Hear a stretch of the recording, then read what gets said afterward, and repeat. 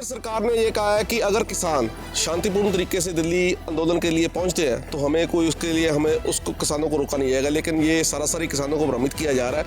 पहले भी किसानों ने ट्रेन के माध्यम से दिल्ली जाने के लिए प्रयास किए थे तो किसानों को गिरफ्तार कर लिया गया था। देखो, हमारी एक टीम आज रात को 11 बजे के करीब ट्रेन से रवाना होगी, कुछ गाड़ियों से भी जाएंगे और कल सुबह भी हमारा जाने का प्रोग्राम है। बिल्कुल हमारी एक टीम कल दिल्ली अवश्य पहुंचेगी, चाहे सरकार उन्हें रास्ते में गिरफ्तार कर ले, कुछ भी कर ले। दूसरे देश के लोग हों उनके साथ व्यवहार किया जाता है, वैसा व्यवहार किसान के साथ किया गया है।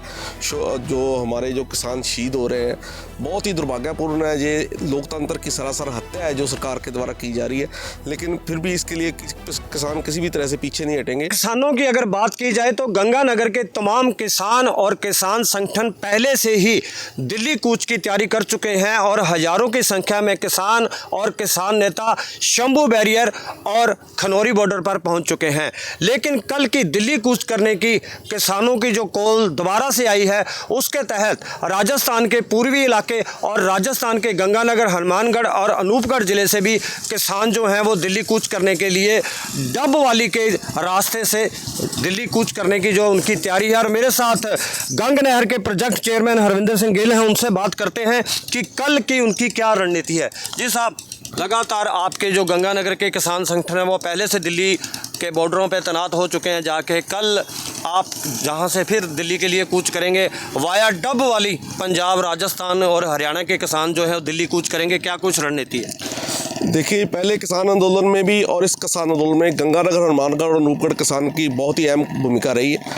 हमारे जो मेन किसान संगठन है, जैसे ग्रामीण किसान मजदूर समिति है, भारतीय किसान यूनियन है, एक शंभू मोर्चा पर और एक खनौरी बॉर्डर पर डटे हुए हैं। सारे के सारे आगू वहाँ हैं।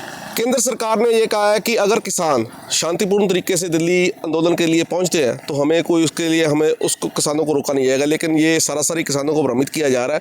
पहले भी किसानों ने ट्रेन के माध्यम से दिल्ली जाने के लिए प्रयास किए थे तो किसानों को गिरफ्तार कर लिया गया था।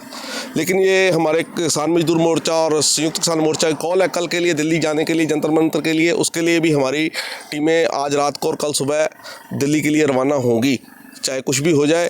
पहले भी गंगानगर हमें रोकने के लिए, जैसे आपको विदित ही है, आज सादुल शहर में किसानों की बहुत बड़ी मीटिंग थी किसी गुप्त जगह पे, क्या उसमें क्या फैसला लिया गया? उसमें भी देखो 2 रीज़न है उसके लिए। एक तो है भाखड़ा का किसान आंदोलन। हमारे यहाँ पानी की समस्या है गंगानगर और हनुमानगढ़ ज़िले में बहुत बड़ी। भाखड़ा में पहले पानी को बंद किया जा रहा है। एक तो उसके लिए मुख्य मुद्दा ये था और दूसरा किसान आंदोलन था। किसान आंदोलन के लिए भी वहाँ तैयारी की जा रही है कि बड़ी संख्या में किसान कैसे भी हो दिल्ली पहुँचे। जी, मेरे साथ कुछ और किसान हैं, उनसे भी बात करें। सर, क्या कहेंगे दिल्ली कल का जो आपने कॉल दी है उसको लेके, क्या आपकी रणनीति है? रणनीति है दिल्ली किसान आंदोलन के लिए अपनी मांगों को लेकर जो सरकार के समक्ष रखी है, अगर वो मांगें नहीं पूरी होती तो किसान अपने स्तर पर कैसे भी हो, या ट्रैक्टर ट्रालियों से हो। गंगानगर का किसान तो जो है वो पहले ही साधु वाली बॉर्डर बंद कर दिया गया था, हिंदू मलकोट बॉर्डर बंद कर दिया गया था। उसके बाद भी किसान तो हजारों की संख्या में शंभू बैरियर पहले भी पहुंच चुका है। हाँ, पहले पहुंच चुके हैं और कल वाले प्रोग्राम के लिए भी दिल्ली पहुंचेंगे, जरूर पहुंचेंगे सारे। तो इस बार हरिंदर जी, मैं आपसे जानना चाहूँगा, रास्ता चेंज क्यों किया गया है? पहले पंजाब का रास्ता और अब हरियाणा के डबवाली से।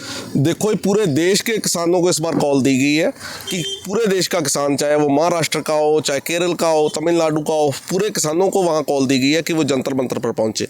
देखो, संयुक्त किसान मोर्चे की हर बार कॉल जैसे भी होती है, लेकिन गंगानगर, हनुमानगढ़ और अनूपगढ़ जिले द्वारा के किसानों द्वारा हर कॉल को फॉलो किया। 14 मार्च को दिल्ली के अंदर आपने एक बड़ी महापंचायत का फैसला किया है कि 14 मार्च को वहाँ पे बड़ी किसान महापंचायत होगी, लेकिन किसान तो अभी दिल्ली में प्रवेश नहीं कर पा रहे, तो वो पंचायत कैसे हो पाएगी? उसके अलावा 10 तारीख को आपने रेल रोको का भी पूरे इंडिया में किया है। बिल्कुल, 10 तारीख को दोपहर को 12 से 4 बजे तक रेल रोको का है, जिसे हर हाल में सफल बनाया जाएगा। और जो 14 तारीख की महापंचायत रखेगी दिल्ली में, हर हाल में किसान वहां पर पहुंचेंगे। ये सरकार का भ्रम है, नहीं पहुंचेगी। सरकार तो ये भी नहीं कहते थे कि राजस्थान के बॉर्डर से शंभू मोर्चा और खनौरी बॉर्डर पे हम किसानों को नहीं जाने देंगे।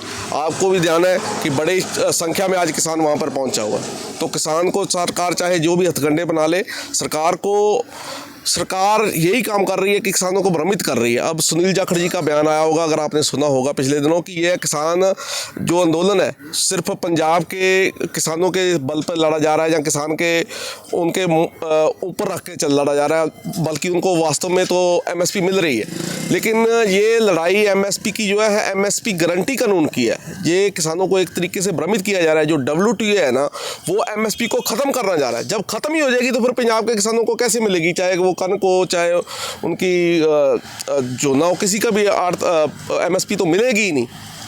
गिल साहब, लगातार जो आपके गंगानगर के किसान नेता हैं, चाहे संतवीर मोहनपुरा हो, रणजीत राजू हो, राजा हेर हों, जहाँ तमाम गैलेक्सी बराड़ जैसे नेता, हम लगातार उनसे बात करते हैं। वो जब उनसे किसानों की मूवमेंट की बात करते हैं कि दिल्ली कैसे पहुंचेंगे, वो इस रणनीति को बताते नहीं है। आप भी इसको नहीं बता रहे।